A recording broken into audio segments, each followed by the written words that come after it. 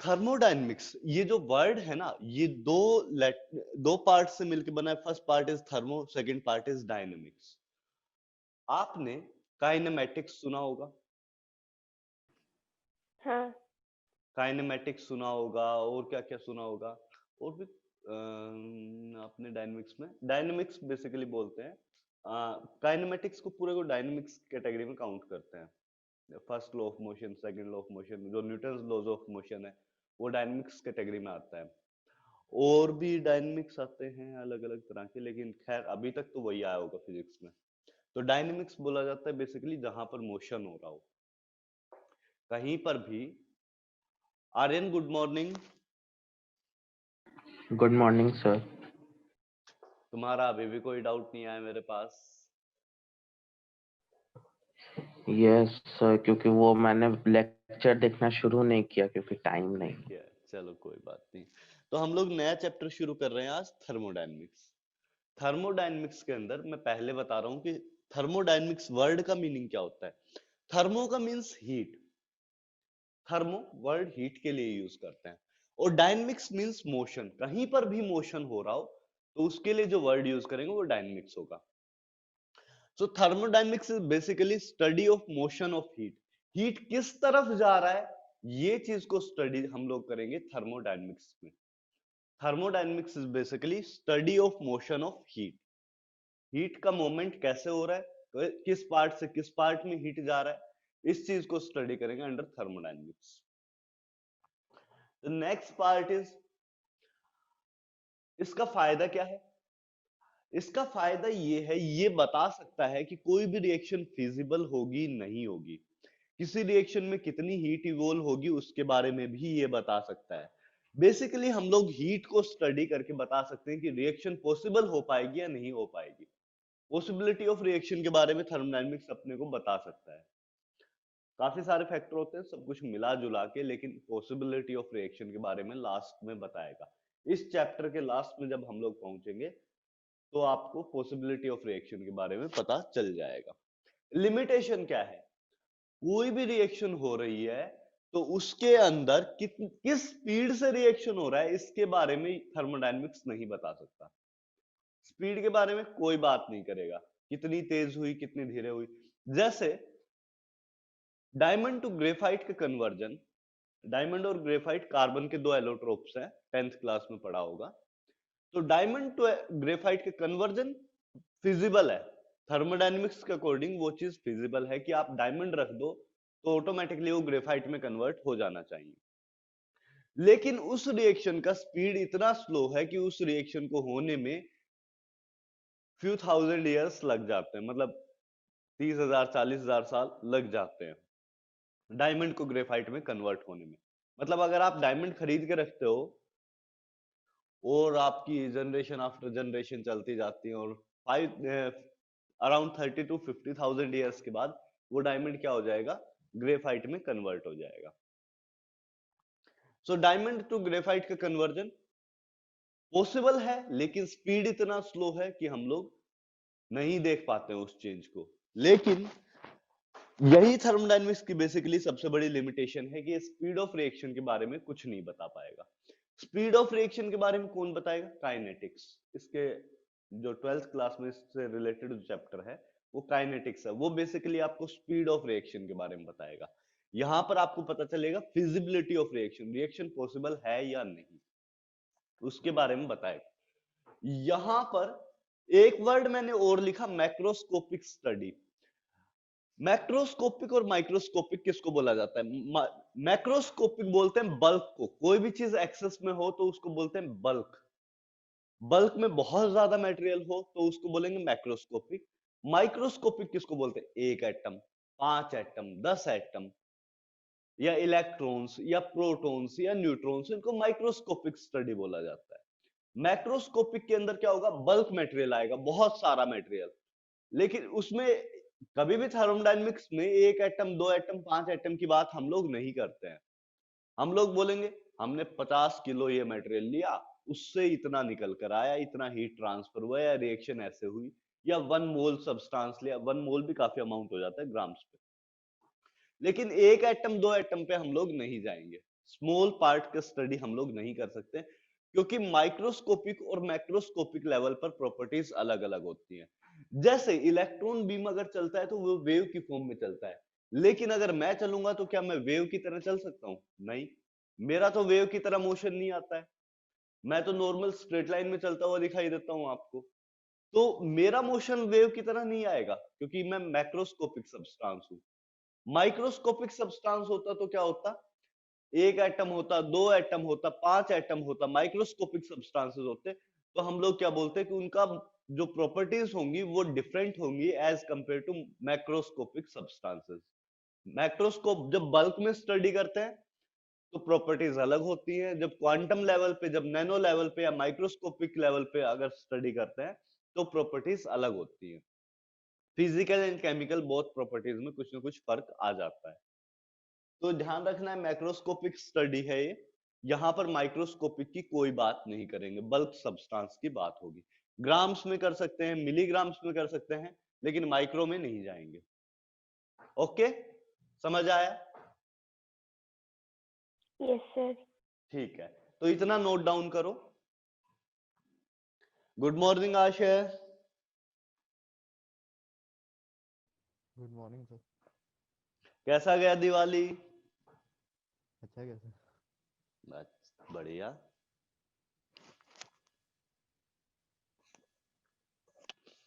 तो इसको एक बार नोट डाउन कर लो आशय, यही चीजें मैंने बोली, कुछ खास नहीं बोला है, जो अब तक लिखा हुआ है ना बोर्ड पे वही चीज बताया है। Yes sir.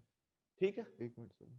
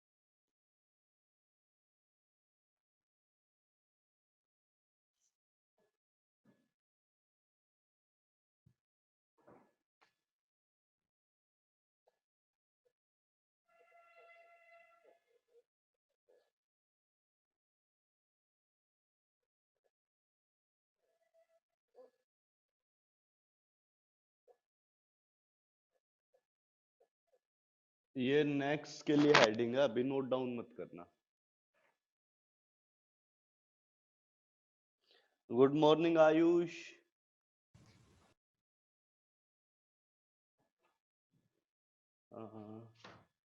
I won't be since headphone I have to use lol. I have.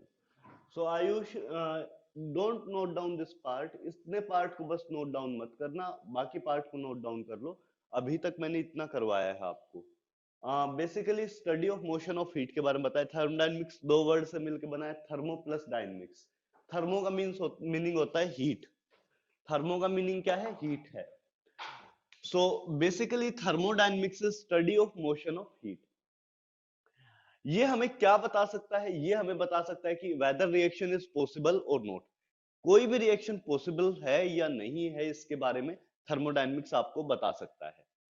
इसकी लिमिटेशन क्या है? स्पीड ऑफ रिएक्शन के बारे में ये हमें बिल्कुल नहीं बता सकता कि क्या स्पीड होगी, किस स्पीड से रिएक्शन हो रही है, उसके बारे में ये हमें नहीं बता सकता। It's a macroscopic study. Macroscopic study का क्या मतलब हुआ कि इसमें बल्क में स्टडी करेंगे। बल्क मतलब 1 ग्राम, 5 ग्राम, 10 ग्राम, किलोग्राम और टन वगैरह वगैरह चलते जाएंगे। लेकिन माइक्रोस्कोपिक स्टडी नहीं है। मतलब अगर आप बोलो 10⁻⁻6 ग्राम्स या 1 एटम या 5 एटम या 10 एटम, बहुत छोटा में क्वांटिटी ले तो उसकी स्टडी हम लोग थर्मोडायनेमिक्स के अंदर नहीं कर सकते। थर्मोडायनेमिक्स इज बल्क स्टडी, मतलब बहुत मटेरियल काफी ज्यादा अमाउंट में होना चाहिए, 1 मोल, 2 मोल, 5 मोल, 0.5 मोल, 0.1 मोल। लेकिन छोटे अमाउंट में माइक्रो थर्मोडायनेमिक्स हम लोग स्टडी नहीं कर सकते हैं। ये बल्क की स्टडी होगी, क्योंकि छोटे सिंगल एटम्स की प्रॉपर्टीज डिफरेंट होती है कंपेयर टू बल्क मटेरियल। तो ये बल्क मटेरियल की स्टडी है। इतना आयुष नोट डाउन करो, और नोट डाउन होते ही एक मैसेज डाल देना।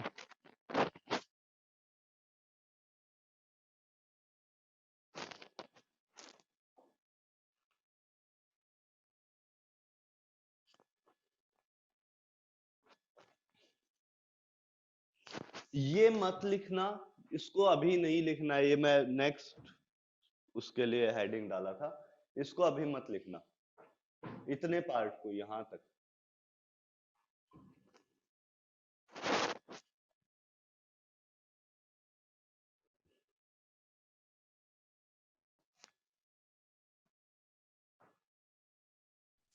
सर मेरा हो गया। हो गया? आयुष लास्ट में ज्वाइन किया है, तो आयुष का जैसे ही हो जाएगा हम लोग स्टार्ट कर देंगे।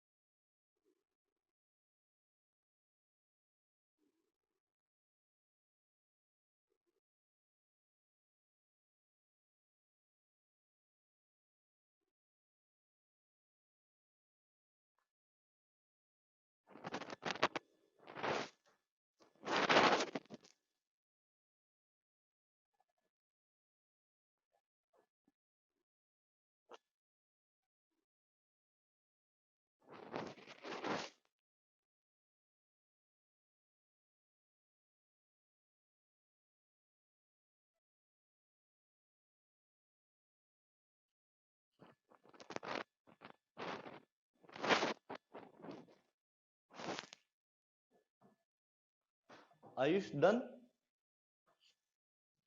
ठीक है, हम लोग नेक्स्ट पार्ट स्टडी करते हैं, terms to be used in thermodynamics.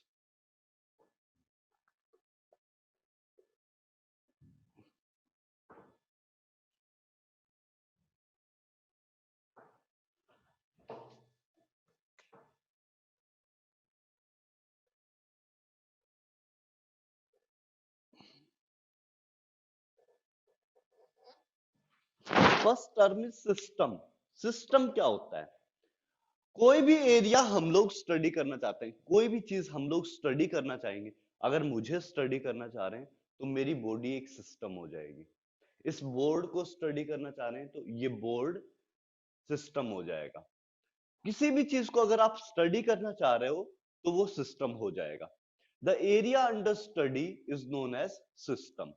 Basically इस रूम को अगर स्टडी करना चाहो तो ये रूम एक सिस्टम हो जाएगा।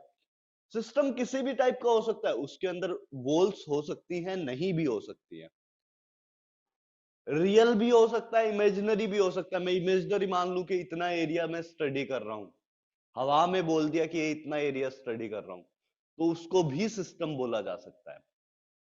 सिस्टम कुछ भी हो सकता है, बस हम लोग उसको स्टडी कर रहे हो। जो भी हम लोग जिस भी चीज की हम लोग प्रॉपर्टीज देख रहे हो, मतलब इतने एरिया में कितनी वॉल्यूम है, कितनी गैस है, कितना प्रेशर है, कितना टेम्परेचर है, अगर इन सबको मैं स्टडी करने लगूं तो इसी पार्ट को मैं सिस्टम बोल दूंगा। इस रूम को अगर स्टडी करने लगूं तो इस रूम की वॉल्स हैं, और अगर वॉल्स हैं तो मैं क्या बोलूंगा, वॉल्स के केस में क्या बोलूंगा, इसके अंदर रियल बाउंड्रीज है। लेकिन अगर मैं हवा में बात करूं तो क्या बोलूंगा, इमेजिनरी बाउंड्रीज है। दो वर्ड बोल रहा हूं, real boundaries, imaginary boundaries. Real boundaries किसकी, जिसमें रियल साफ साफ आपको दिखाई देगी बाउंड्रीज हैं, जबकि इमेजिनरी बाउंड्रीज में क्या होगा, आपके पास कोई बाउंड्री नहीं होगी। बाउंड्री का मीनिंग क्या होगा, बाउंड्री का मीनिंग ये होगा कि बाउंड्री के थ्रू मैटर एक्सचेंज नहीं हो सकता, नंबर ऑफ मोल्स ट्रांसफर नहीं हो सकते बाउंड्री के थ्रू। ओके, लेकिन अगर आपने इमेजिनरी बाउंड्रीज ली हैं, रियल बाउंड्रीज अगर हैं तो मैटर ट्रांसफर नहीं हो सकता, बाउंड्री लगी हुई है, उसके बाहर मैटर नहीं जा सकता, मैटर एक्सचेंज नहीं हो सकता रियल बाउंड्रीज केस में। लेकिन अगर इमेजिनरी बाउंड्रीज ली हैं तो मैटर एक्सचेंज हो सकता है। तो पहली बात जो मैंने बोली वो बोला system, the area under study.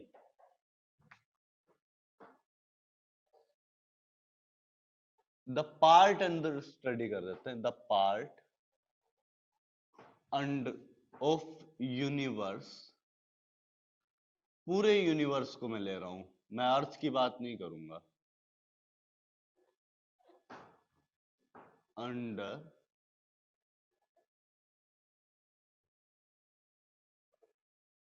Study.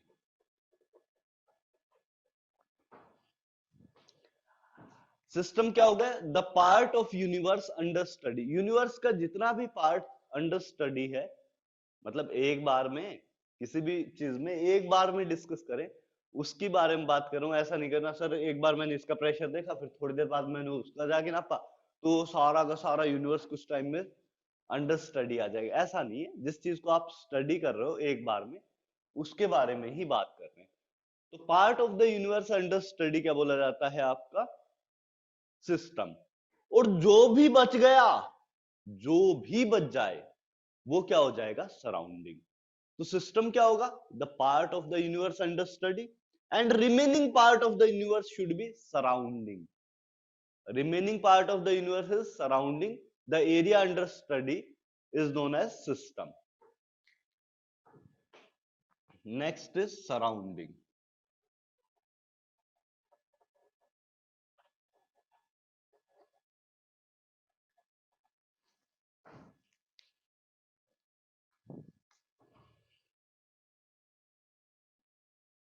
The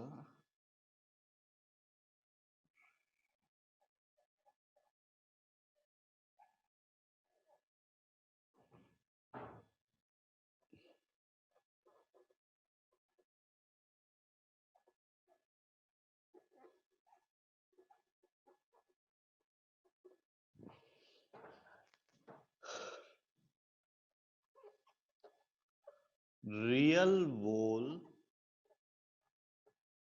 and imaginary walls.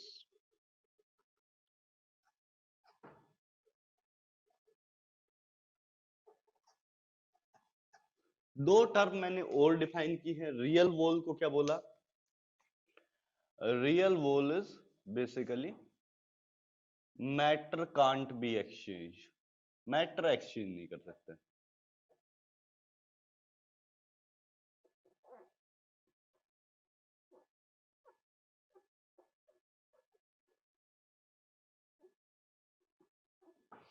और imaginary wall matter can be exchanged.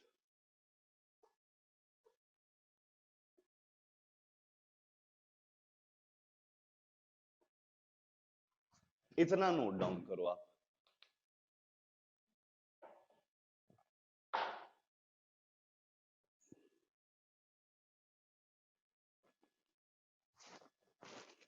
Wall को बाउंड्री भी बोल दिया जाता है।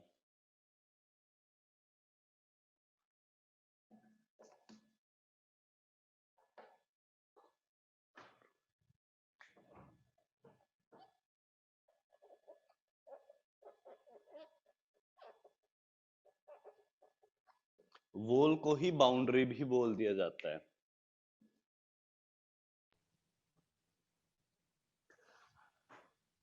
The boundary separates system and surrounding. System और सराउंडिंग को जो सेपरेट करेगा वो क्या होगा, बाउंड्री होगी। ये रियल भी हो सकती है, इमेजिनरी भी हो सकती है। तो सिस्टम और सराउंडिंग को जो सेपरेट करता है उसे ही बाउंड्री बोला जाता है। बाउंड्री दो टाइप की होगी, रियल एंड इमेजिनरी, या वॉल दो टाइप की होगी, रियल वॉल्स या इमेजिनरी वॉल्स। रियल वॉल्स के अंदर मैटर कांट बी एक्सचेंज, जबकि इमेजिनरी वॉल्स के अंदर मैटर कैन बी एक्सचेंज। इतना फर्क है। इतना बात समझ आया? तो मतलब इमेजिनरी वाला जो होगा वो सिस्टम एयर में होगा। एयर क्या, वैक्यूम भी हो सकता है। हाँ मतलब अंदर कैसे एयर पर हो, मतलब बाहर हम लोग वैक्यूम हो। डिफरेंशिएट। अंदर एयर हो, बाहर वैक्यूम हो, तो एयर निकल के बाहर जा रहा है, डिफ्यूज कर रहा है। अच्छा तो इमेजिनरी वॉल हो गया ना। हाँ और देखो, और भी तरीके बता सकता हूँ। सिर्फ गैस की स्टडी थोड़ी हो सकती है। मैंने एरिया लिया कोई भी, उसके अंदर मैं एक बॉक्स लेके आ गया। पहले कोई बॉक्स नहीं था, हाथ से उठाया एक बॉक्स लाके इस एरिया में रख दिया। तो अब मैं सिस्टम के अंदर एक बॉक्स लेके आया हूँ, मैटर एक्सचेंज हुआ है। हाँ तो इमेजिनरी वॉल। इमेजिनरी वॉल्स आया समझ?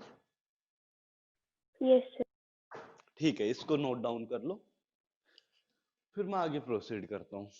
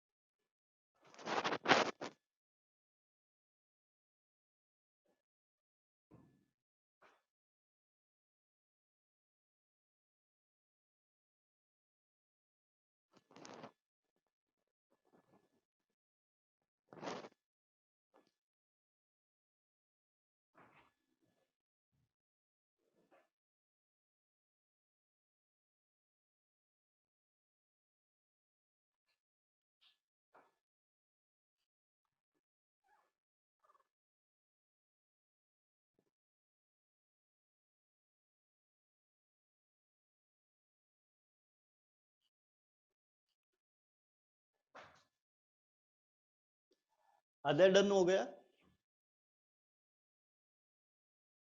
यस सर मेरा तो उसी वक्त हो गया था।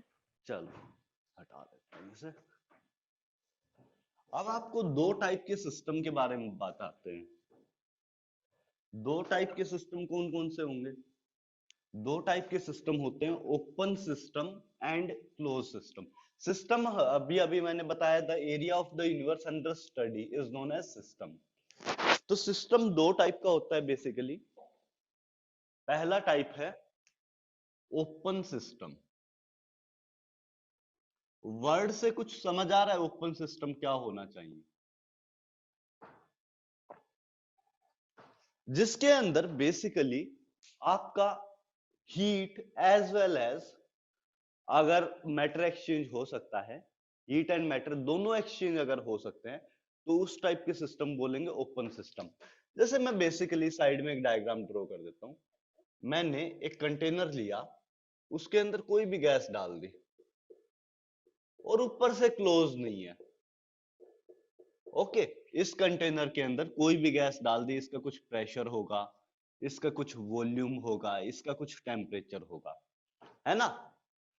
कोई भी थर्मोडायनेमिक सिस्टम होता है उसको हम लोग यूजुअली इन तीन क्वांटिटीज से डिफाइन कर सकते हैं। अगर आप नंबर ऑफ मोल्स की बात करते हैं तो नंबर ऑफ मोल्स इन तीन क्वांटिटीज से हम लोग फाइंड कर सकते हैं, क्योंकि PV is equal to nRT होता है। गैस की अगर बात करूं तो PV is equal to nRT को यूज करके नंबर ऑफ मोल्स को इन्हीं तीन चीजों से हम लोग डिफाइन कर सकते हैं।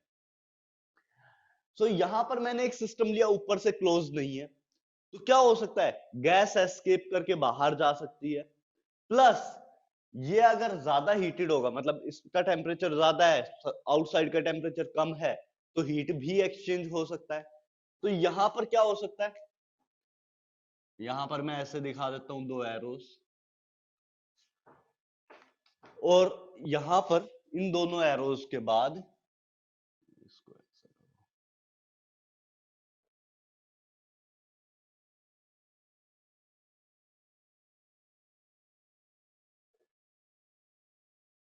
सही बनाएगा, हाँ करो, यूं, इसको ऐसे, हाँ ठीक है।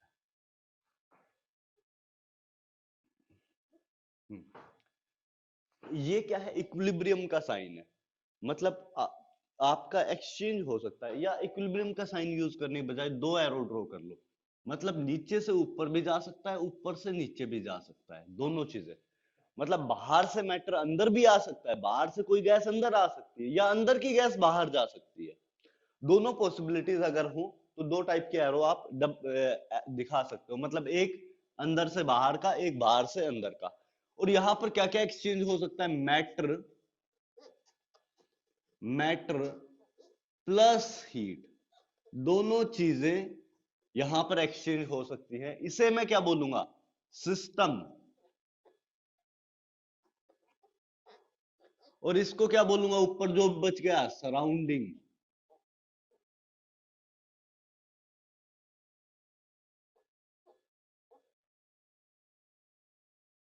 सराउंडिंग ऊपर जो भी बच गया यूनिवर्स का पार्ट, उसे बोला जाएगा सिस्टम। जो पार्ट हम लोग स्टडी कर रहे हैं, मतलब इस बॉक्स को हम लोग स्टडी कर रहे हैं, इस वेसल को हम लोग स्टडी कर रहे हैं, उसे सिस्टम बोला जाएगा। सराउंडिंग जो भी यूनिवर्स का पार्ट बच गया, उसके साथ ओपन सिस्टम में क्या हो सकता है, matter as well as heat exchange हो सकती है। फर्क देखना, ओपन सिस्टम में क्या होगा, matter as well as heat exchange होगी। क्लोज सिस्टम के अंदर क्या होगा, हीट एक्सचेंज होगा, सिर्फ मैटर एक्सचेंज नहीं होगा। मतलब वहां पर रियल वॉल्स आ जाएंगी, रियल बाउंड्रीज वहां पर आ जाएंगी।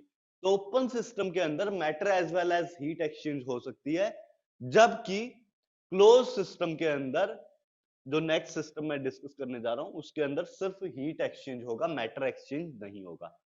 तो यहां तक ओपन सिस्टम अपना हुआ है। क्लोज सिस्टम में क्या करूंगा, next type of system is closed system.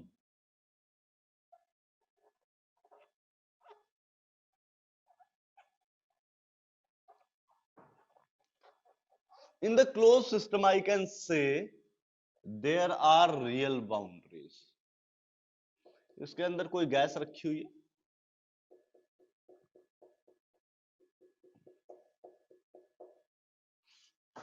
और यहां भी सिस्टम एंड सराउंडिंग है, इसको सराउंडिंग बोल देता हूं।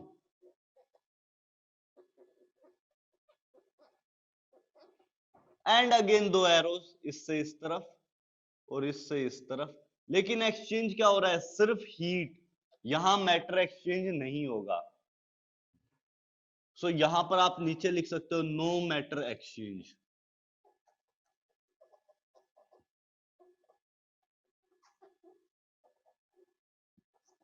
मैटर एक्सचेंज नहीं होगा, क्या एक्सचेंज होगी, सिर्फ हीट एक्सचेंज होगी।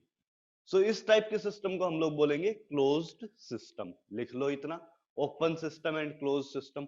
इसका भी एक तो जब ये प्रेशर, वॉल्यूम एंड टेम्परेचर होगा। हाँ आद्या आप बोलो। तो जब ये क्लोज सिस्टम है तो हीट भी क्यों एक्सचेंज होना चाहिए? देखो आद्या, मैंने ये थोड़ी कहा है कि आपके पास जो सिस्टम लिया है वो थर्मस टाइप का है। आपकी घर जैसी वॉल्स भी हो सकती है, हीट एक्सचेंज होता है घर की वॉल्स का, बाहर का हाँ टेम्परेचर ठंडा होता है, आपका घर भी ठंडा हो जाता है।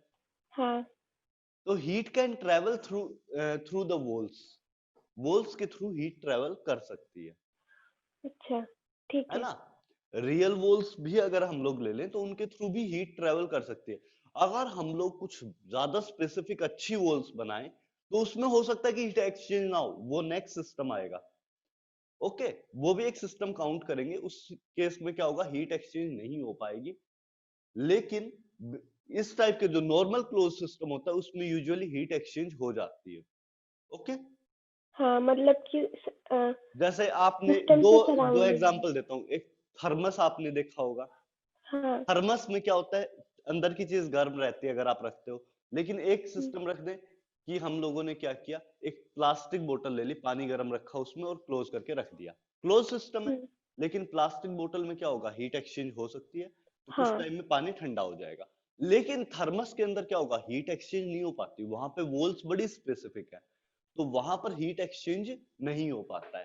तो थर्मस के अंदर क्या रहेगा, पानी गर्म रहेगा। हाँ हाँ Shreya, vessel open system both real and imaginary. So this vessel is open system has both real and imaginary. Yes, आद्या, लेकिन सॉरी श्रेया, इसमें रियल एंड इमेजिनरी बाउंड्रीज है, लेकिन अगर एक साइड से ओपन है तो हम लोग बाउंड्रीज को इमेजिनरी बोल देंगे, क्योंकि ओपन हो गया एक साइड से। रियल तो तब बोल पाते जब सारी बाउंड्रीज क्लोज होती। इमेजिनरी के लिए सारी बाउंड्रीज क्लोज होना ही जरूरी नहीं है, कहीं से भी आपका एक साइड से ओपन है, मैटर एक्सचेंज हो पा रहा है, तो आपको इमेजिनरी बाउंड्री बोलनी पड़ेगी। ठीक है श्रेया? ठीक है, चलिए, इतना बात समझ में आया। थर्ड टाइप ऑफ सिस्टम, पहले इसको नोट डाउन कर लो, फिर मैं एक और सिस्टम डिस्कस करता हूं। इसको जल्दी से आद्या नोट डाउन कर लो, फिर मैं नेक्स्ट सिस्टम डिस्कस करता हूं।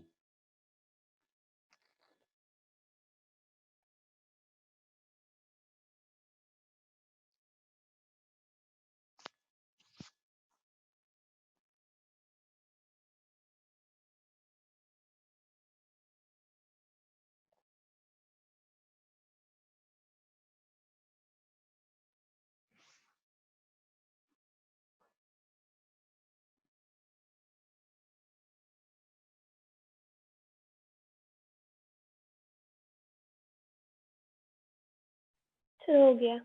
हो गया। द नेक्स्ट सिस्टम इज आद्या आपके वाला आइसोलेटेड सिस्टम। आइसोलेटेड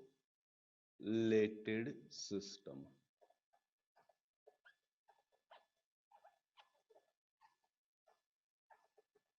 यहां पर क्या करोगे, यहां कोई एक्सचेंज नहीं होगा, हीट भी हटा दो, there is no matter and heat exchange.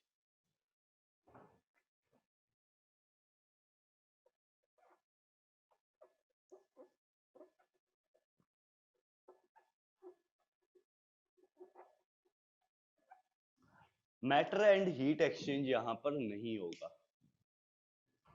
इस वाले केस में।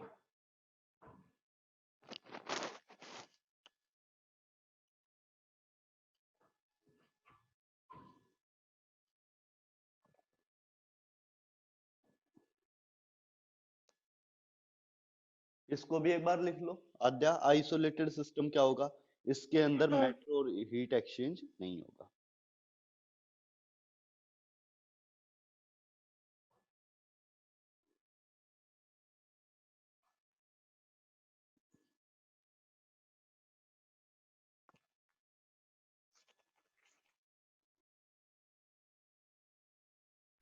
हो गया। ठीक है, ठीक है।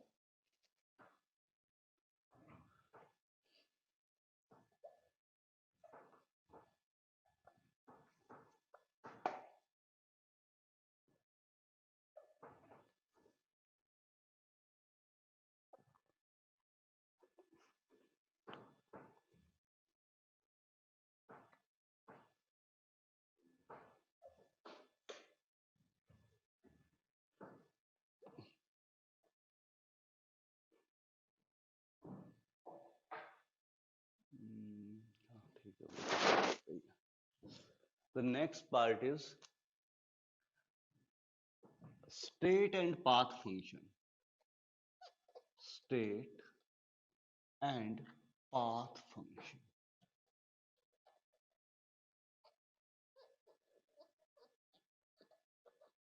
ये क्या होता है? बेसिकली यहां पर फंक्शन वर्ड मेंशन्ड है। फंक्शन किसको बोलते हैं, मैथमेटिक्स में आपने सुना होगा, कोई भी आप फंक्शन लेते हो, जैसे फंक्शन क्या हो सकता है, y is equal to x square एक फंक्शन है, परफेक्ट। y इज इक्वल हाँ टू एक फंक्शन है, देख लेना। तो फंक्शन के आपके पास बेसिकली आपने पैराबोलिक फंक्शन सुना होगा, आपने हाइपरबोलिक फंक्शन सुना होगा, मतलब डिफरेंट टाइप के फंक्शंस होते हैं। मोड एक्स एक फंक्शन है, मोड ले लेते हैं मैथमेटिक्स में। तो फंक्शन डिफरेंट डिफरेंट टाइप के हो सकते हैं। थर्मोडायनेमिक्स के अंदर बेसिकली फंक्शन क्या होते हैं? प्रेशर है, वॉल्यूम है, टेम्परेचर है, हीट कैपेसिटी है। हीट कैपेसिटी डिफाइन करेंगे क्या होता है। हीट कैपेसिटी है, डेंसिटी है। डेंसिटी बेसिकली प्रॉपर्टीज के अंदर आता है, बट फंक्शन में भी काउंट कर सकते हो। तो डिफरेंट डिफरेंट टाइप की चीजें जो हैं उनको हम लोग क्या बोल देते हैं? फंक्शन। अब फंक्शन दो टाइप के होते हैं, state function and path function. State function क्या होता है? जैसे मैंने एक वेसल लिया, इस वेसल के अंदर कोई गैस रखी, उसका कुछ प्रेशर होगा, वॉल्यूम होगा, टेम्परेचर होगा। मान लो मैंने इसका 300 केल्विन टेम्परेचर ले लिया। फाइनली ये जो वेसल है इसको मैंने हीट कर दिया और फाइनल टेम्परेचर आ रहा है 600 केल्विन। फाइनल जो टेम्परेचर आ रहा है वो 600 केल्विन है। मैंने शुरुआत की कितने से? 300 केल्विन से, पहुंच गया किस पे? 600 केल्विन पे। अब जब 600 केल्विन पे पहुंचे तो इस केस में आपके पास क्या होगा? ये बहुत वेज से जा सकते हैं। मैं इसको ऐसे कर सकता हूं कि इसको हीट करके डायरेक्टली ले जाऊं यहां से यहां, या ऐसे कर दूं PVT और इसको पहले मैं 1000 डिग्री केल्विन पे ले जाता हूं और 1000 केल्विन से वापस ठंडा करके 600 केल्विन पे ले आता हूं।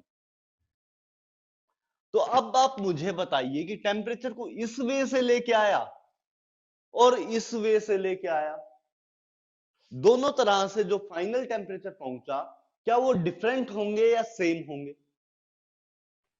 सेम। सेम होंगे। ये जो दोनों तरह से टेम्परेचर पहुंचा, यहां से लेके चला 1000 पे पहुंचाया, वापस से 600 पे आ गया, यहां से लेके चला डायरेक्टली 600 पहुंच गया। तो दोनों साइड से जो टेम्परेचर अटेन हो रहे हैं वो दोनों टेम्परेचर सेम है। The temperature will depend only on final state and initial state. अगर हीट एक्सचेंज की बात या टेम्परेचर की बात करूं तो सिर्फ इन दोनों पार्ट पे डिपेंड करेगा, इस पे डिपेंड करेगा और इस पे डिपेंड करेगा। और बेसिकली फाइनल टेम्परेचर देखना हो सिर्फ इस पे डिपेंड करेगा। डिपेंड इस पे नहीं करेगा कि किस पाथ से आया है, इस पे डिपेंड करेगा कि स्टेट क्या है। स्टेट किसको बोलते हैं? स्टेट बोलते हैं कि हम लोग प्रेशर वॉल्यूम और टेम्परेचर लेकर अलग अलग क्राइटेरिया डिफाइन करते हैं किसी भी सिस्टम के लिए, उसे हम लोग स्टेट बोलते हैं। या स्टेट आप समझते भी होंगे, नॉर्मल जो इंग्लिश वर्ड होता है वही है। जो आपके पास इंग्लिश वर्ड है कि इसका फाइनल स्टेट क्या है, कैसा रह रहा है फाइनली, उसके बारे में बात कर रहे हैं। तो ये जो टेम्परेचर है ये किस चीज पर डिपेंड करता है? आपकी इनिशियल और फाइनल स्टेज पर, इनिशियल और फाइनल स्टेट पर। ये डिपेंड नहीं कर रहा है किस पाथ से आ रहे हैं। तो इस टाइप के फंक्शंस को क्या बोलते हैं? State function. और पाथ फंक्शन क्या होगा? जो पाथ पर डिपेंड कर जाए, जो पाथ पर डिपेंड कर जाए वो क्या हो जाएगा? Path function. जो स्टेट पर डिपेंड करे वो क्या होगा? State function. पाथ पर डिपेंड कर जाए मतलब अगर यहां से यहां लेके आते, यहां से यहां लेके आते और अलग अलग चीजें ऑब्टेन हो जाती, क्राइटेरियाज अलग अलग हो जाते, जैसे कि आपके पास वर्क डन एक और एग्जांपल मैं ले लेता हूं, वर्क डन का थोड़ा आपको समझ में आएगा। मैंने एक ब्लॉक को यहां से उठाना था जमीन से और यहां तक लेके आना था, ठीक है। हालांकि उठाने में वर्क डन हाँ बोलोगे क्योंकि सेम डायरेक्शन फोर्स लगा रहे हैं। तो उठा के यहां तक वर्क में लेके आए तो इस बार वर्क अलग करना पड़ेगा, और इसको उठा के ऊपर तक लेके गया और वापस यहां लेके आया तो अलग वर्क करना पड़ेगा। या इसको यूं यूं यूं यूं गोल घुमा के यहाँ पे फाइनली आरती की तरह लेके आया तो अलग वर्क करना पड़ेगा।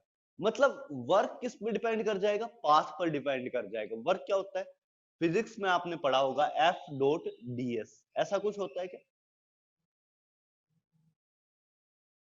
फिजिक्स में फोर्स इंटू डिस्टेंस कोई वर्क बोलते हैं, displacement, force into displacement. Perfect. तो यहां पर आपके पास ये जो वर्क होता है ये डिपेंड कर जाता है, क्योंकि मैं यहां से यहां तक ले गया तो एक बार अलग वर्क करना पड़ा, उसको यहां से यहां वापस लाए तो अलग, दो पार्ट में स्प्लिट हो गया वर्क। यूं मत बोल देना कि डायरेक्टली डिस्प्लेसमेंट यहां तक ही हुआ है सर ना, दो पार्ट में स्प्लिट हो गया, एक बार यहां तक लेके आए फिर वापस यहां तक लेके आए, तो दो पार्ट में स्प्लिट हो गया वर्क। या यूं करूं आरती उतारने लग जाऊं तो उस केस में अलग वर्क आ जाएगा। तो अलग अलग अगर पाथ पे डिपेंड कर रहा है, क्योंकि पाथ किस वे से आ रहे हैं, डिस्प्लेसमेंट अलग अलग है दोनों साइड का, दो अलग अलग पाथ वे से पहुंचे, फाइनल स्टेट और इनिशियल स्टेट पे डिपेंड नहीं कर रहा है। आपके पास पाथ दोनों जो अटेंड है वो डिफरेंट है, और एक में दोनों में अलग अलग मतलब वर्क करना पड़ रहा है। देखोगे अलग अलग डिस्प्लेसमेंट है तो एक बॉक्स को मैं घसीट रहा हूँ, पीछे से धक्का मार रहा हूँ, एक को यहीं तक ले गया, एक को थोड़ा आगे ले गया, तो दोनों केसेस में अलग अलग वर्क करना पड़ेगा। हो सकता है कि दोनों की फिजिकल पीवीटी बराबर हो, प्रेशर वॉल्यूम टेम्परेचर इनिशियल और फाइनल स्टेट का बराबर हो, तो स्टेट पे डिपेंड नहीं करेगा। एक बॉक्स को यहां से यहां तक ले गया, इसका प्रेशर वॉल्यूम और टेम्परेचर सेम है, एक बॉक्स को थोड़ा और आगे ले गया, इसका भी प्रेशर वॉल्यूम और टेम्परेचर पिछले वाले बॉक्स के बराबर है। तो दोनों बॉक्सेस का pressure volume and temperature same है, लेकिन दोनों बॉक्सेस को मूव कराने के लिए अलग अलग वर्क करना पड़ा है। तो इस टाइप के सिस्टम को क्या बोल देंगे? Path function. स्टेट फंक्शन और पाथ फंक्शन समझ आया? हाँ। लिखवा दूं? Yes sir. तो स्टेट पहली हेडिंग डालो स्टेट फंक्शन, मैं उसकी डेफिनेशन बोल रहा हूं, आप लिख लो।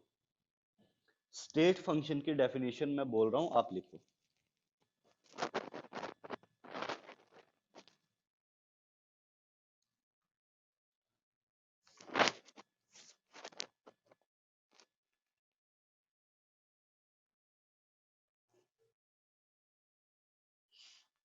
लिखो, any property of the system, any property of the system, any property of the system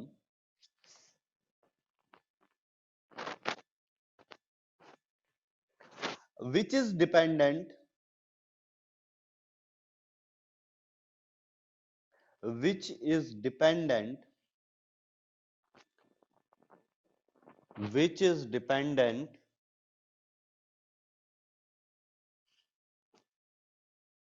which is dependent only on the state of the system, only on the state of the system, which is dependent only on the state of the system and not on the way the state has been achieved, and not on the way, and not on the way the state has been achieved, and not on the way the state has been achieved.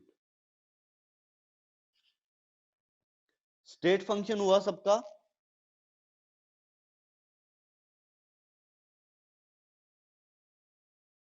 Yes sir. Ayush, Ayush तो नहीं बोल पाया, प्रणव हुआ? Repeat करूं? Yes, sir. Repeat. Okay. Any property of the system which is dependent only on state of system and not on the way state has been achieved. एक बार फिर से repeat कर देता हूं।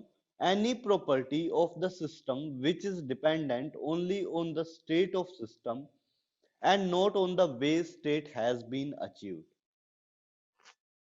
Okay? Yes, sir.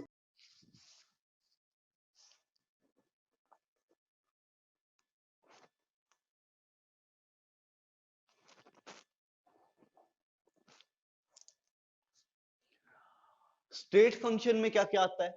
Pressure, volume, temperature, और क्या होता है? Total internal energy. ये हम लोग डिफाइन करेंगे जैसे जैसे चैप्टर आगे प्रोग्रेस करता जाएगा, ये टर्म्स आती जाएंगी। टोटल इंटरनल एनर्जी,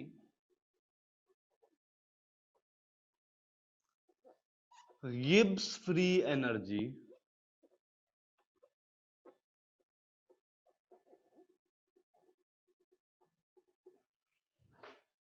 ये सब कुछ क्या होंगे? स्टेट फंक्शन होंगे। एक और होता है एंट्रोपी।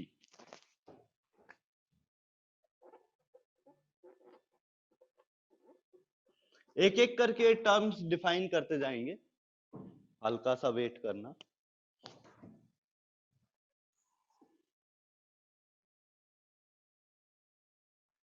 ये एग्जाम्पल लिखने के बाद, मतलब इतने ही नहीं है, और भी बहुत सारे हैं, लेकिन इतने मैंने बताए हैं।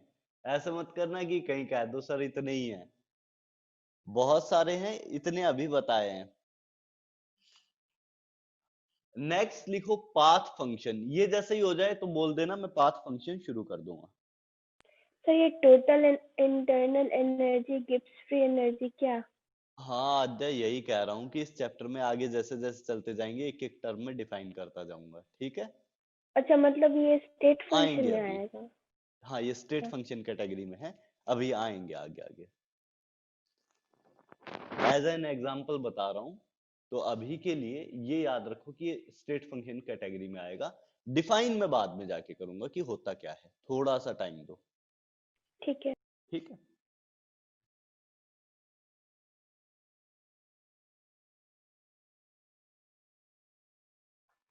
जैसे ये नोट डाउन हो जाए आधे एक बार बता देना।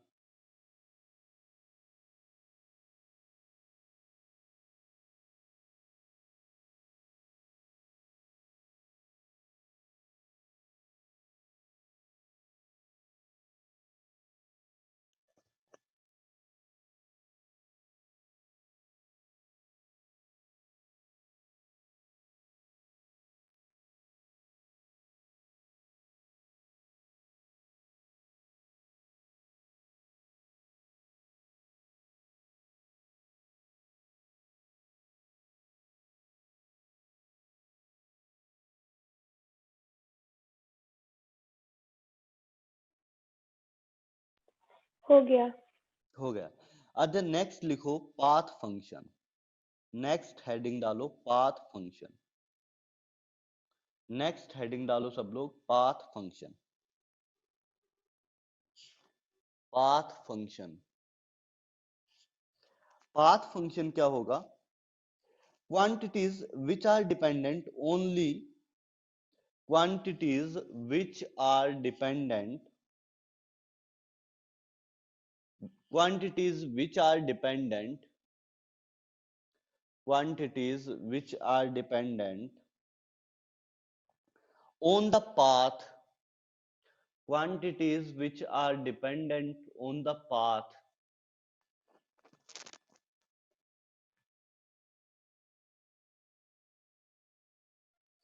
quantities which are dependent on the path the system has achieved, on the path, path K slash में एक वे भी लिख सकते हो, पाथ स्लैश वे, किसी भी वे से अगर अचीव होता है।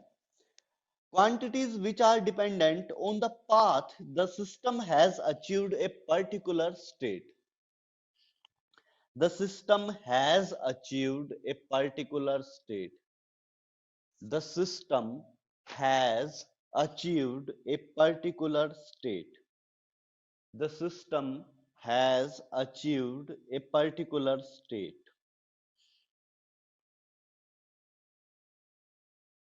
the system has achieved a particular state।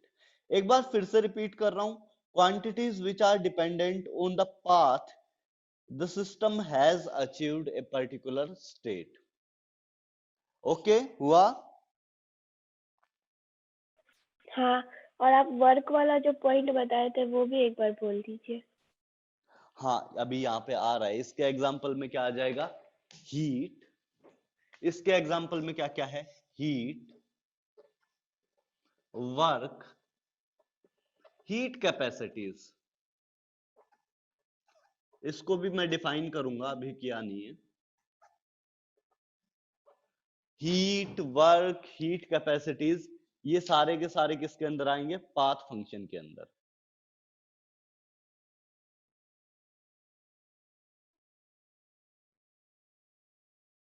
Okay. हाँ वर्क क्या होता है? देखो, वर्क कैसे बोलेंगे? मेरे पास एक गैस है, उसने पिस्टन को एक बार ऊपर खिसकाया तो उसने कुछ वर्क किया, फिर क्या किया? पिस्टन को थोड़ा नीचे ले आई, या ऐसे समझ लो, इस ये जो गैस है इसने पिस्टन को काफी ऊपर खिसका दिया। ओके, पिस्टन को काफी ऊपर खिसका दिया तो प्रेशर, वॉल्यूम और टेम्परेचर की एक वैल्यू आएगी। एक मैंने दूसरी गैस ली, उसमें से क्या किया? थोड़े number of moles of gas निकाल दिए, उससे प्रेशर डिक्रीज कर दिया। तो प्रेशर, वॉल्यूम, सॉरी, ऐसे नहीं बोल सकते, ऐसे बोलने की बजाय उस पिस्टन को थोड़ा और ऊपर ले गया पिछले वाले से और वापस ले आया। फाइनल स्टेट सेम है, लेकिन दोनों को प्रोसेस करने में तरीके डिफरेंट है। तो तरीके डिफरेंट होने की वजह से वर्क अलग अलग आएगा। दिखाऊंगा और आगे देखना कैसे कैसे वर्क अलग आता है। ओके। हाँ। वर्क तो होता ये कैसे टाइप्स ऑफ पिस्टन से? सिस्टम में जो आप ओपन सिस्टम, क्लोज सिस्टम बताए, तो वो हाँ सिर्फ हाँ, गैस के सिस्टम में होगा या फिर ऐसे भी? नहीं, किसी भी चीज के लिए मैंने बताया ना, अच्छा। बॉक्स भी लेके आ हाँ सकता हूँ इनसाइड, हाँ। किसी भी चीज के लिए। थर्मोडायनेमिक्स सिर्फ गैस की स्टडी नहीं है, कुछ भी हो सकता है। वाटर भी हो सकता है, लिक्विड भी हो सकता है, सॉलिड भी हो सकता है, किसी भी चीज की स्टडी हो सकती है। सिर्फ गैस नहीं, मैक्रोस्कोपिक में कुछ भी हो तो उसको हम लोग थर्मोडायनेमिक सिस्टम बोल सकते हैं। हम्म।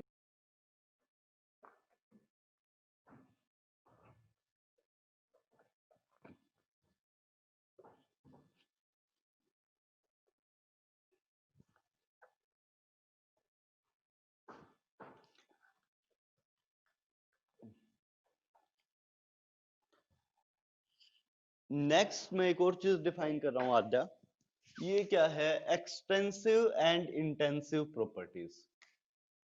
एक्सटेंसिव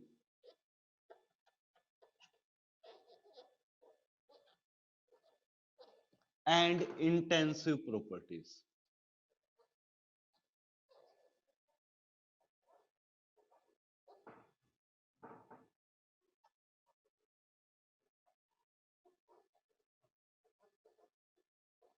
ये क्या क्या होती है? फर्स्ट थिंग, कोई भी चीज अमाउंट पे अगर डिपेंड करता है, अमाउंट मतलब वॉल्यूम भी हो सकता है, नंबर ऑफ मोल्स भी हो सकता है, या मास भी हो सकता है। कोई भी चीज अगर अमाउंट पर डिपेंड कर रही है तो उसको बोलेंगे एक्सटेंसिव। अमाउंट पे डिपेंड करता है। जैसे मैंने एक ब्लॉक ऑफ वुड लिया तो इसका मास कितना है? अमाउंट पे डिपेंड करता है बेसिकली। या मैं बोलने की कोशिश करूं कि इसका वॉल्यूम कितना है, एक वुड का ब्लॉक लिया, उसका वॉल्यूम कितना है, किस पे डिपेंड कर रहा है? अमाउंट पे डिपेंड करता है। दूसरा ब्लॉक लिया, छोटा ब्लॉक लिया, उसी से छोटा सा टुकड़ा काट लिया वुड का, और उस ब्लॉक का मैं चेक करने जाऊं तो उसका वॉल्यूम अलग आएगा। लेकिन अगर मैं लेता अपना बड़ा ब्लॉक तो उसका वॉल्यूम अलग था। दोनों का वॉल्यूम अलग अलग है, डिपेंड कर रहा है किस पे? अमाउंट पे। तो उसको क्या बोलेंगे? Intensive, sorry, extensive property. Intensive property क्या होगी? बड़ा ब्लॉक लिया, उसका डेंसिटी क्या था, और छोटा ब्लॉक लिया, उसका डेंसिटी क्या था। दोनों वुड ही है और एक ही चीज से ली गई है, वुड। तो दोनों अगर एक ही जगह से वुड ली गई है तो दोनों का डेंसिटी सेम आएगा, क्योंकि डेंसिटी तो अमाउंट पर डिपेंड करता ही नहीं है।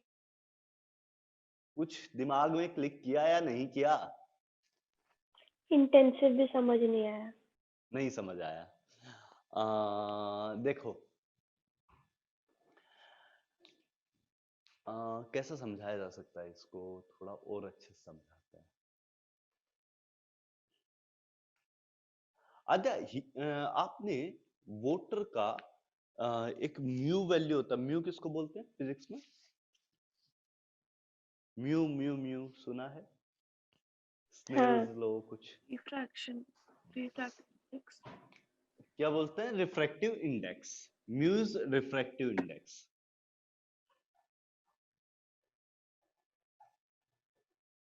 इंडेक्स फिजिक्स से थोड़ा समझाना आसान होता है, मजा आता है पढ़ाने में। हाँ, रिफ्रैक्टिव इंडेक्स, अगर मैं पानी लेता हूं, तालाब का पानी लूं और 10 लीटर पानी लिया मैंने, ठीक है, साफ है बिल्कुल, सफाई में कोई दिक्कत नहीं, मतलब बिल्कुल साफ पानी है, और दूसरा पानी मैं उसी तालाब में गिरने वाली नदी का 1 लीटर लेके आता हूं, ओके, दोनों जगह से मैंने पानी लिया, दोनों जगह से पानी का रिफ्रैक्टिव इंडेक्स क्या अलग अलग आएगा?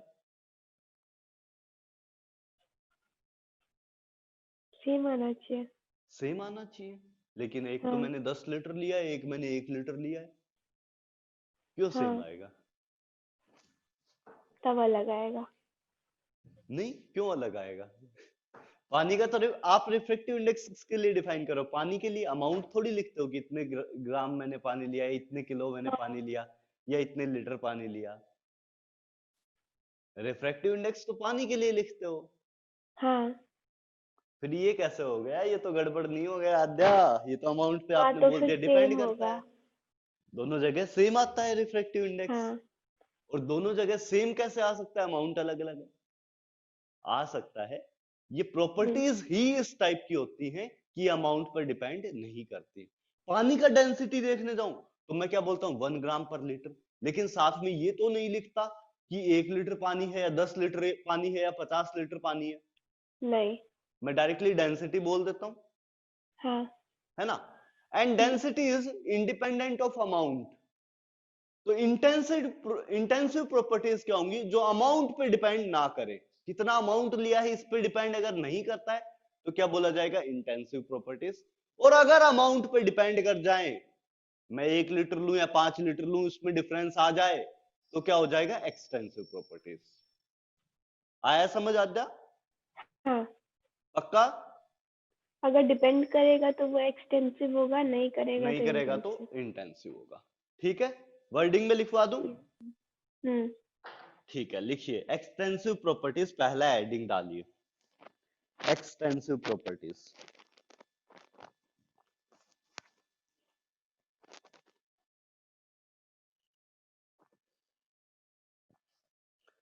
फर्स्ट हेडिंग एक्सटेंसिव प्रॉपर्टीज या एक्सटेंसिव फंक्शंस।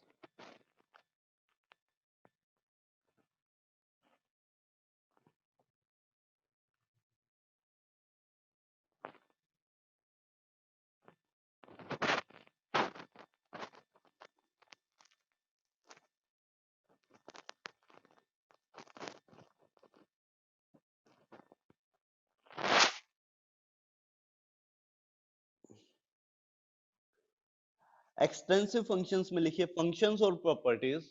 एक्सटेंसिव प्रॉपर्टीज के अंदर फंक्शंस और प्रॉपर्टीज, फंक्शंस और प्रॉपर्टीज, फंक्शंस और properties of the system, functions और properties of the system, of the system, functions or properties of the system which are dependent, which are dependent on mass, on mass or size of the system, which are dependent on mass or size of the system, on mass or size of the system, functions or properties of a system which are dependent on mass or size of the system। एक बार फिर से मैं repeat कर रहा हूं, functions or properties of a system, of the system which are dependent on mass or size of the system। सबका हुआ? Yes sir. Okay, the next part is intensive. Intensive के लिए लिख लीजिए, इंटेंसिव के लिए लिख लीजिए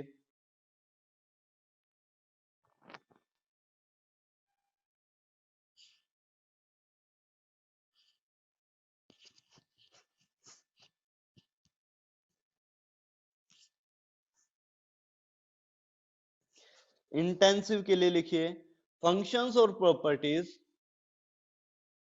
फंक्शंस और properties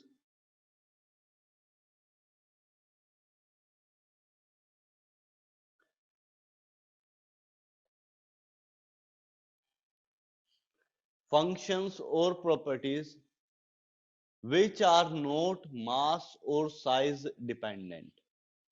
Functions or properties which are not mass or size dependent.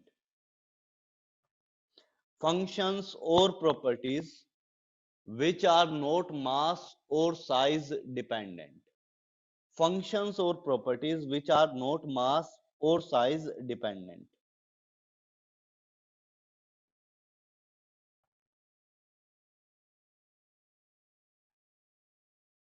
दोनों के एग्जाम्पल मैं लिखवा रहा हूं। एक्सटेंसिव में वॉल्यूम, मास, वॉल्यूम, कुछ टर्म बाद में आएंगी, mass, heat capacity,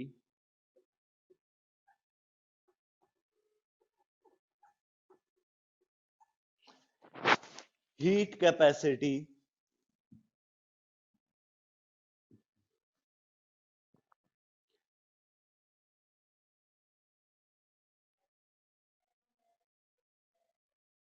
heat capacity, Gibbs free energy, Gibbs free energy,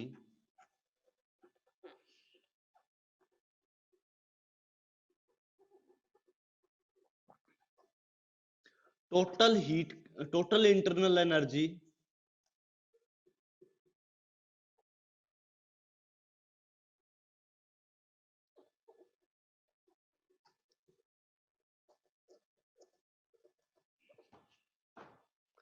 total internal energy,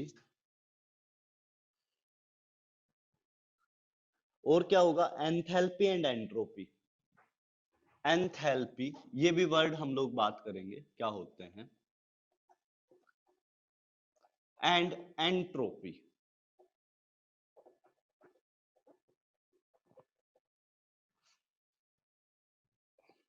okay, ये एग्जांपल है एक्सटेंसिव के, और नेक्स्ट एग्जांपल है इंटेंसिव के। इंटेंसिव के एग्जांपल क्या क्या है? इंटेंसिव के एग्जांपल हैं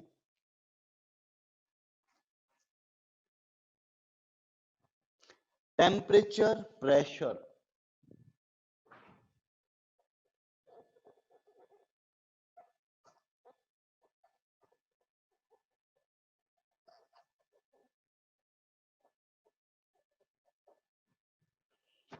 temperature, pressure, molar heat capacity, specific heat capacity, density, concentration, vapour pressure. लिखते जाता हूं मैं, molar heat capacity,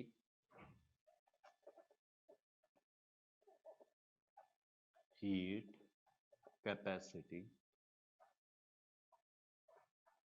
specific heat capacity,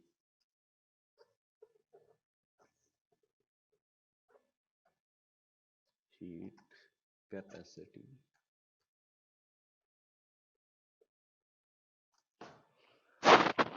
concentration, vapor pressure. The next part is concentration and vapor pressure. Density, concentration, vapor pressure,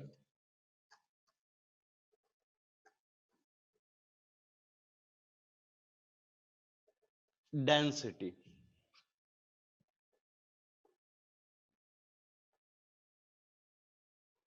concentration, vapour pressure, density. तो ये सारे example हैं। अब मैं एक एक करके इन टर्म्स को डिफाइन करना शुरू करूंगा, एक एक करके मैं इन टर्म्स को डिफाइन करना शुरू कर दूंगा अब।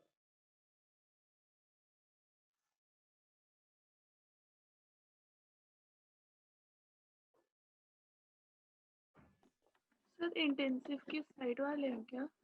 इंटेंसिव के ये वाले हैं, एक्सटेंसिव के ये वाले हैं। ओके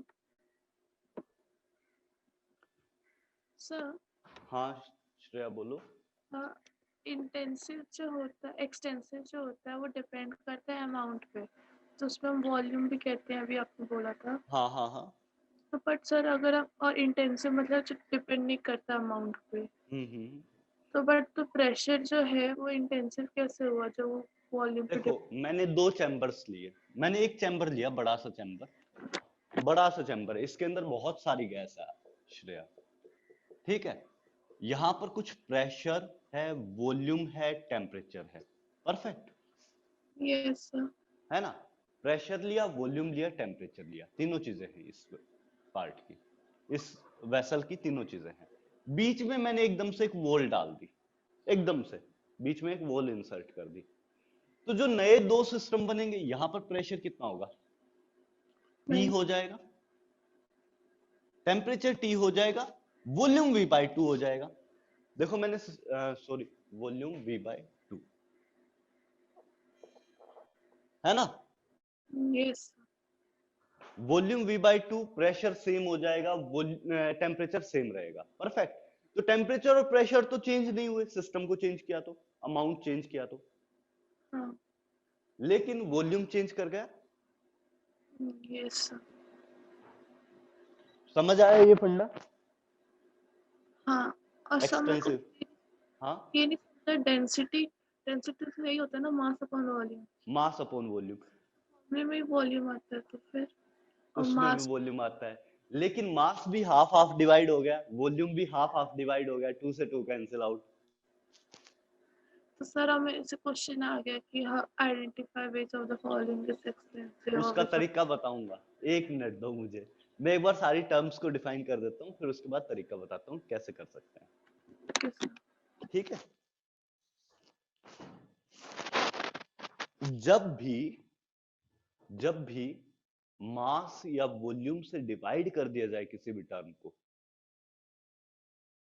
एक चीज देखना, अगर मास या वॉल्यूम के टर्म्स में ऑलरेडी डिफाइन कर दिया जाए, तो हम लोग क्या कर सकते हैं, डायरेक्टली बोल सकते हैं इंटेंसिव हो जाएगा। देखना कैसे करूंगा। सब मोलैरिटी भी हमारी इंटेंसिव हो जाएगी ना। मोलैरिटी भी इंटेंसिव प्रॉपर्टी होती है, क्योंकि वहां पर वॉल्यूम से डिवाइड करते हैं, हाँ। है ना। मोलैरिटी मोलैलिटी मोलैलिटी मास से डिवाइड करते हैं, इंटेंसिव हो जाएगा। नॉर्मैलिटी भी। हाँ, तो फॉर्मूला में अगर साफ साफ दिखाई दे रहा है मास या वॉल्यूम से डिवाइड किया है, हटा दो, सीधा सीधा इंटेंसिव कैटेगरी, ओके सर। है ना। और सर स्टैंडर्ड इलेक्ट्रोड पोटेंशियल किस में आता है? रुको श्रेया, रुक जाओ थोड़ा, रुको, आते हैं। स्टैंडर्ड इलेक्ट्रोड पोटेंशियल काफी आगे है, ठीक है, थोड़ा सा वेट करो, वहां पे आगे बता देंगे। तो ये देखिए, पहली चीज मैं जो डिफाइन करने जा रहा हूं, मैं एक सिस्टम ले रहा हूं, ये बीच का पार्ट मैं हटा देता हूं, या ये वाला भी हटा देता हूँ, प्रेशर एंड टेम्परेचर, क्योंकि ये चीजें तो पता है आपको। एक्सपेंसिव एंड इंटेंसिव को हटा देता हूँ, एक एक प्रॉपर्टी में डिफाइन करना शुरू करता हूँ। सबसे पहली चीज मैं जो ले रहा हूं वो ले रहा हूं, यहां पर मैं सबसे पहली चीज जो ले रहा हूं वो ले रहा हूं एंथैल्पी। एंथैल्पी क्या होती है, या शुरुआत इंटरनल एनर्जी से करते हैं। टोटल इंटरनल एनर्जी को मैं डिफाइन कर रहा हूं।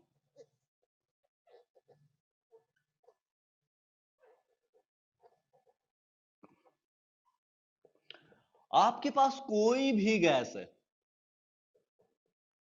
मैंने एक वेसल के अंदर, क्लोज्ड वेसल है, आइसोलेटेड भी ले सकते हो, क्लोज्ड वेसल है, इसके अंदर कोई भी गैस ले ली मैंने। अब इस गैस की कुछ ना कुछ खुद की एनर्जी होगी, उसे इंटरनल एनर्जी बोला जाएगा। खुद की एनर्जी कैसे होगी, इस गैस के मॉलिक्यूल्स मोशन शो कर रहे हैं, जिगजैग मोशन।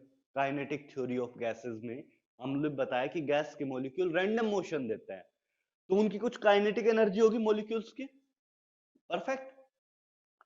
हो सकता है कि मॉलिक्यूल वाइब्रेट भी कर रहे हो, एक बॉन्ड को आप स्प्रिंग की तरह हमेशा अज्यूम कर सकते हो, एक बॉन्ड स्प्रिंग की तरह बिहेव करता है, तो मॉलिक्यूल्स वाइब्रेट भी कर सकते हैं, बॉन्ड्स वाइब्रेट कर सकते हैं, बेसिकली बॉन्ड्स के अराउंड जो एटम्स है, तो वाइब्रेशन भी शो कर सकता है। और क्या हो सकता है, रोटेशन भी हो सकता है कि मॉलिक्यूल रोटेट कर रहा हो, घूम जा रहा हो, है ना। बहुत सारी फिजिबिलिटीज हैं, गैस का मॉलिक्यूल मोशन शो कर सकता है, उसको क्या बोलते हैं, ट्रांसलेशनल मोशन। कहीं पर भी एक्स वाई जेड में मोशन शो कर रहा है तो उसके लिए क्या यूज करेंगे, ट्रांसलेशनल मोशन शो कर सकता है। दूसरा रोटेशनल मोशन शो कर सकता है, रोटेट कर सकता है मॉलिक्यूल, यूं रोटेट, देखिए किस किस तरह से रोटेट कर सकता है। ये बड़ा सा मैंने एक मॉलिक्यूल लिया, ये यूं रोटेट कर सकता है अपने एक्सिस के अराउंड, ये यूं रोटेट कर सकता है, ऐसे रोटेट कर जाए। अलग अलग तरीके के बहुत सारे रोटेशन इसमें बन सकते हैं। परफेक्ट। तो मॉलिक्यूल रोटेट भी कर सकता है, मॉलिक्यूल ट्रांसलेशनल मोशन भी शो कर सकता है, ऊपर चला जाए, कभी इस तरफ चला जाए, कभी इस तरफ चला जाए, या एक्सिस के बीच में चला जाए, किसी भी टाइप का मोशन मॉलिक्यूल शो कर सकता है, क्योंकि रैंडम मोशन है, कहीं पे भी जा सकता है molecule. Perfect. So random motion, translational, kinetic energy associated होगी, है ना। वाइब्रेशन भी हो सकता है, अगर बॉन्ड वाइब्रेट कर रहा हो, you you you you vibrate कर सकता है, बैंडिंग मोशन वगैरह वगैरह, बहुत सारे मोशन बनते हैं। मतलब वाइब्रेट भी कर सकता है, बैंड भी कर सकता है, बहुत सारे तरीके से, कैची की तरह भी चल सकता है, यूं यूं यूं यूं। तो बहुत सारे मोशन बन सकते हैं।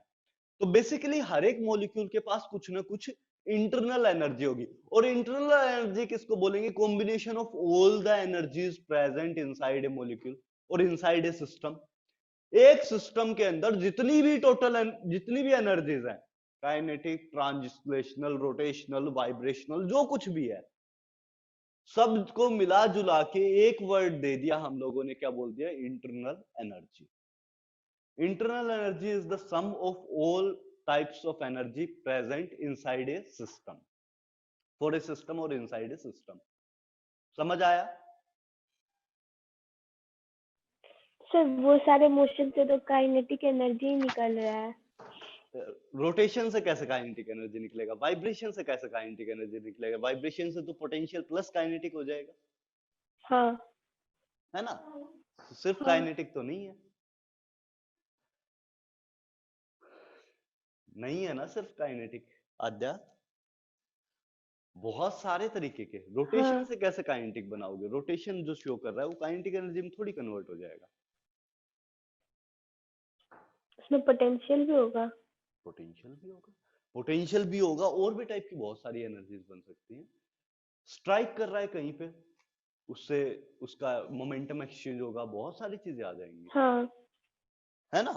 तो जो टोटल सम बनता है उसे हम लोग क्या बोल देते हैं, इंटरनल एनर्जी। जो भी अपने पास जितनी भी एनर्जीज हैं उन सबका टोटल सम क्या बोल देंगे, इंटरनल एनर्जी। हाँ अपने को नहीं पता क्या क्या प्रेजेंट है, अपने कैलकुलेट भी नहीं करते हैं, अपने को बस डिफरेंस निकालना होता है। Exact amount of internal energy calculation possible नहीं है। किसी भी सिस्टम के लिए बात करूं तो एग्जैक्ट इंटरनल एनर्जी निकालना पॉसिबल नहीं हो पाता है। उसकी जगह फिर हम लोग क्या स्टडी करने लगते हैं कि पहले सिस्टम का इतना था, दूसरे सिस्टम का इतना था, गैप कितना है। हम लोग गैप को स्टडी करने लगते हैं, हम लोग डायरेक्टली इंटरनल एनर्जी को स्टडी नहीं करते हैं। डिफरेंस क्या है ये चीज हम लोग स्टडी करेंगे। ओके आद्या। हाँ तो इंटरनल एनर्जी का डेफिनेशन सेट हुआ, सम ऑफ ऑल हाँ energies present inside a system.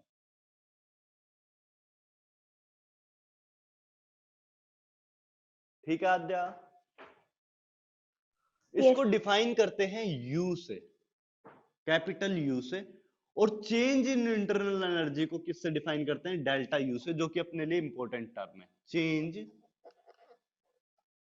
In internal energy, ऊपर से कॉपी कर दो, डेल्टा यू ले लेंगे।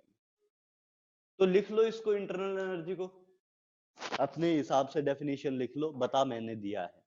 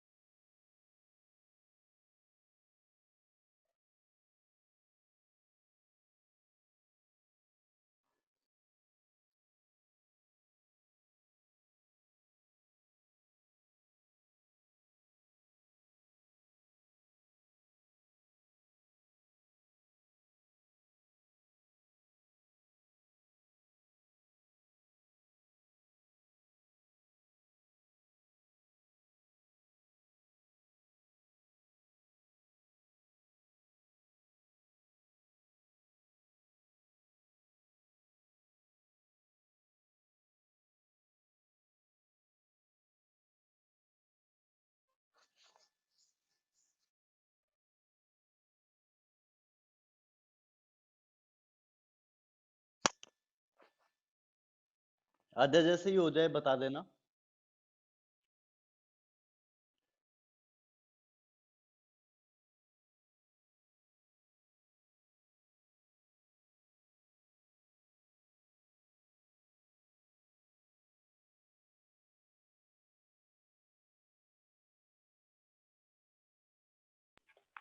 सर इंटरनल एनर्जी में ये लिखा है कि total sum of energy in a system, Present example inside a energy. system.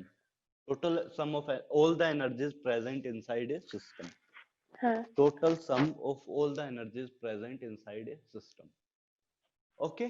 और एग्जांपल में energy by circular motion, shaking of ना मॉलिक्यूल्स ना ना प्रेजेंट ना इन ना ना, दैट। सर्कुलर मोशन नहीं है, रोटेशनल मोशन। हाँ सर्कुलर और रोटेशनल। रोटेशनल में रात दिन का फर्क है। एग्जाम्पल में क्या लिख सकते हो? Internal energy is sum of energy, energy को ई से डिनोट करता हूं, rotational plus energy of vibrational plus energy of translational,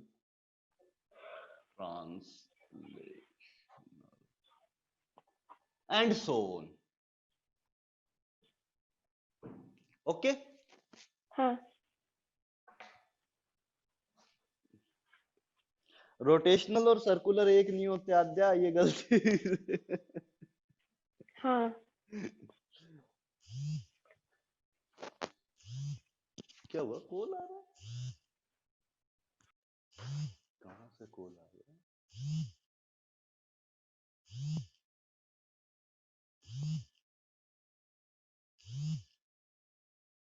नहीं आ रहा है, कॉल आ रहा है। हाँ ठीक है, कट तो हो गया। सर हो गया ये। ओके, इससे कनेक्ट हो गया। चलो ठीक है। बच्चे लोगों, शायद मुझे बीच में 1 या 2 दिन की छुट्टी करनी पड़े, क्योंकि दिवाली के नेक्स्ट डे कल का ही बात है ना? हाँ कल मेरी ताई जी मॉर्निंग में एक्सपायर हो गई और शायद मुझे जाना भी पड़े। ठीक है, तो हो सकता है कि बीच में 1-2 दिन का छुट्टी करना पड़ जाए। ओके? Yes sir. हाँ, तो हम लोग कहाँ तक आ सकते हैं? Extensive and intensive properties. Sir ये हाँ जी, सर आपने जो अभी बताया है वो रोटेशनल वाइब्रेशन, हाँ सब आपने मॉलिक्यूल के लिए बोला, बट हाँ, स्टार्टिंग ऑफ चैप्टर में बोला था कि एटम भी वो हो सकता है। छोटे मास वाले पार्टिकल, छोटे मास उसको तो वाले मास पार्टिकल नहीं, मैं बल्क में स्टडी कर रहा हूँ। मतलब मॉलिक्यूल, सिंगल मॉलिक्यूल के लिए मैंने दिखाया कि कैसे हो सकता है, लेकिन मैं किसको डिफाइन कर रहा हूँ? टोटल इंटरनल एनर्जी को। मैंने ये थोड़ी कहा कि ये एनर्जी हम लोग यूज करेंगे, इसको यूज नहीं कर रहे हैं। Total internal energy is sum of all the energy, जो भी है सब इंक्लूड कर दो। पॉइंट पकड़े ओके सर। श्रेया? इसको हाँ पर्सनली पकड़ के डिस्कस नहीं करेंगे, हम लोग टोटल सम में बात करेंगे। 1 मोल के लिए टोटल एनर्जी कितना निकला, 2 मोल के लिए टोटल एनर्जी कितना निकला, इंटरनल एनर्जी। नहीं, मैं ये कह रही था कि हाँ हाँ, स्टार्टिंग ऑफ क्लास में हमने बोला कि वो मैक्रोस्कोपिक मैक्रोस्कोपिक होता है। हाँ मैक्रोस्कोप हाँ, उसका मास और ज्यादा होता है। मैक्रोस्कोपिक का मीनिंग मैंने ये बताया था कि हम लोग सिंगल मॉलिक्यूल को पकड़कर उसको स्टडी नहीं करेंगे, या 5 मॉलिक्यूल को या 10 मॉलिक्यूल को या 50 मॉलिक्यूल को पकड़ के स्टडी नहीं करें, रादर 1 मोल मतलब 6.023 into 10⁻23 मॉलिक्यूल्स। परफेक्ट। इतने ये मॉलिक्यूल्स को हम लोग हाँ स्टडी करेंगे, 1 मोल को, 0.1 को, या फिर मतलब मोल्स में बात करेंगे, सिंगल मॉलिक्यूल में बात नहीं करेंगे। परफेक्ट, ये बोला था। यहां पर जो हाँ एनर्जीज मैं डिफाइन कर रहा हूं, वो किस वे में डिफाइन कर रहा हूं कि टोटल इंटरनल एनर्जी, मैंने पूरा एक सिस्टम लिया, उसके अंदर 1 मोल गैस ली, उसकी टोटल एनर्जी कितनी बनी, उसको क्या बोल दिया? Total internal energy. अब वो एनर्जी कहां से आती है उसके बारे में मैंने बोला कि ये किसी मतलब बहुत सारी एनर्जीज का सम हो सकती है, that is rotational, vibrational, translational and so on, बहुत सारी होती हैं ऐसी। नहीं श्रेया? ये निकल यस के कहां से आ रहा है उसके बारे में बता रहा हूं। हम लोग थर्मोडायनेमिक्स के अंदर स्टडी किसको करेंगे? इस पार्ट को। यहां से वो निकल के आता है। Hmm. ओके? Yes, sir. हाँ जी। तो अगर ये पार्ट हुआ हो तो मैं नेक्स्ट पार्ट डिफाइन करता हूं, एंथैल्पी। एंथैल्पी बेसिकली है क्या? एंथैल्पी क्या होता है? बेसिकली हीट एक्सचेंज ही होता है। किसी भी सिस्टम के साथ अगर हीट एक्सचेंज हम लोग बात करें किसी भी रिएक्शन में, तो उसी को एंथैल्पी बोला जाता है। लेकिन प्रॉब्लम क्या है, हीट एक्सचेंज क्यों नहीं यूज कर देते हम लोग, एंथैल्पी क्यों यूज करते हैं? उसके पीछे एक लॉजिक है। आपके पास जितनी भी रिएक्शन हम लोग कराते थे लैब के अंदर, वो सारी टेस्ट ट्यूब्स में या फिर बिकर्स में ऐसे कराते हैं। टेस्ट ट्यूब में कराएंगे या बिकर में कराएंगे, जो लैब में आपके पास इंस्ट्रूमेंट अवेलेबल होते हैं वो यही सब अवेलेबल होते हैं।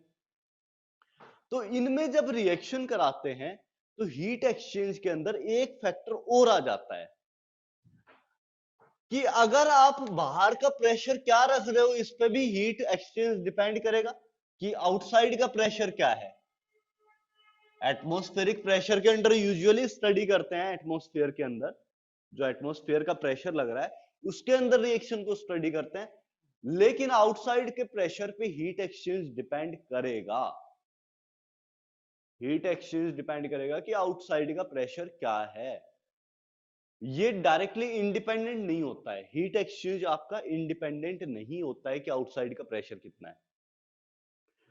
क्योंकि थोड़ा सा और आगे चलेंगे तो आएगा कैसे डिपेंड करता है। बट बेसिकली किसी भी सिस्टम के अंदर जो हीट एक्सचेंज होता है अंडर कांस्टेंट एटमॉस्फेरिक प्रेशर, उसको हम लोग क्या बोल देते हैं, एंथैल्पी। एंथैल्पी बेसिकली क्या है, हीट एक्सचेंज ही है। हीट को यूजुअली हम लोग Q से डिफाइन करते हैं। हीट एक्सचेंज कहीं पे भी होगी तो उसको Q से डिफाइन करेंगे। Q हीट एक्सचेंज डिफाइन करेंगे। Heat exchange under constant pressure, किसी भी चीज को कांस्टेंट करना हो थर्मोडायनेमिक्स के अंदर या केमिस्ट्री के अंदर, किसी चीज को कांस्टेंट करना हो तो उसको सबस्क्रिप्ट में लिख दिया जाता है Q, और नीचे सबस्क्रिप्ट में अगर P लिखा हुआ हो तो इसका मतलब होता है heat exchange under constant pressure, या कांस्टेंट प्रेशर के नीचे, कांस्टेंट प्रेशर के ऊपर कितना भी जो हीट एक्सचेंज है उसे क्या बोल देंगे, QP। सिंपल Q लिखूं तो हीट एक्सचेंज, QP लिख दूं तो heat exchange under constant atmospheric pressure या constant pressure. Heat exchange under constant pressure is QP, और कांस्टेंट एटमॉस्फेरिक प्रेशर हो तो इसी QP को क्या बोल देंगे, enthalpy. So enthalpy is basically heat exchange under constant atmospheric pressure. ऐसा क्यों करना पड़ा? क्योंकि नॉर्मल हीट तो हम लोग स्टडी करते थे, लेकिन जो नॉर्मल हीट एक्सचेंज है वो किसी भी टाइप के लिए सिस्टम, वो किसी भी टाइप के सिस्टम के लिए डिफाइंड था। लेकिन अगर हम लोग प्रेशर अलग अलग रखें, मतलब अगर वैक्यूम में रख देंगे गैस को तो अलग हीट एक्सचेंज निकल के आएगी, और किसी हाई प्रेशर पर रखे तो अलग हीट एक्सचेंज आएगी। आपको स्पेसिफिकली बोला जाए कि एटमॉस्फेरिक प्रेशर के अंडर हीट एक्सचेंज है, तो हम लोगों को एक वैल्यू मिलेगी हीट एक्सचेंज की, और उस चीज को डिफाइन करने लगे हम लोग एंथैल्पी की टर्म्स में। 10th क्लास में कुछ रिएक्शन देखी होंगी आपने, ए कन्वर्ट हो रहा है बी प्लस सी में, मतलब कुछ भी रैंडम रिएक्शन, और साथ में डेल्टा एच लिख देते हैं, लिखते हैं। एक्सोथर्मिक एंडोथर्मिक वर्ड बताया होगा, Yes, sir. है ना? तो ये जो डेल्टा एच है ये बेसिकली एंथैल्पी होता है। आपको वहां पर तो एनर्जी बोल दिया जाता है, लेकिन वो बेसिकली एनर्जी नहीं है, हीट एक्सचेंज भी होता है। और ये heat exchange under constant atmospheric pressure. Enthalpy क्या है, बेसिकली एनर्जी ही है इन टर्म्स ऑफ हीट, और हीट की टर्म्स में भी क्या, किसके under, under constant atmospheric pressure. अगर एटमॉस्फेरिक प्रेशर को कांस्टेंट रखें तो एनर्जी को हम लोग क्या बोल देते हैं, एनर्जी एक्सचेंज या हीट एक्सचेंज को हम लोग क्या बोल देते हैं, एंथैल्पी। इतना सा फर्क है एंथैल्पी और एनर्जी में। एनर्जी किसी भी टेम्परेचर प्रेशर के लिए, एंथैल्पी स्पेसिफिक है कि प्रेशर 1 atm होना चाहिए, एटमॉस्फेरिक प्रेशर होना चाहिए। परफेक्ट?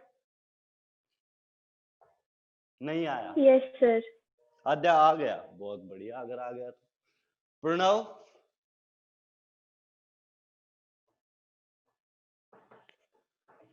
प्रणव आया या नहीं आया? तो आद्या इसे जल्दी से नोट डाउन कर लीजिए, फिर आज का क्लास एंड करते हैं। नेक्स्ट क्लास में हम लोग वापस से डिस्कस करेंगे इस पार्ट को आगे।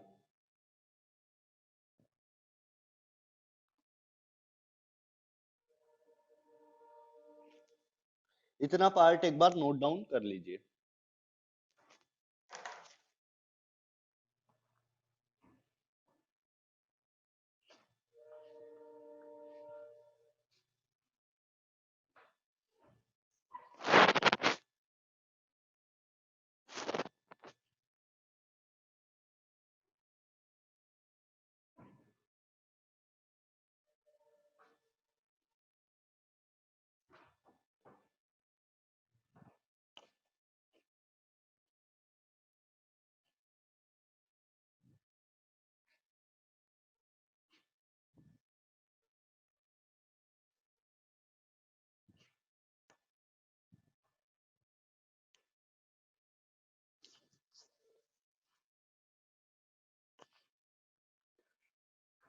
जैसे ही हो जाए आद्या बता देना। आयुष का तो हो गया। हाँ सर। ठीक है, bye everyone. Thank you sir, bye. Thank you, sir. Bye, sir. Thank you, sir.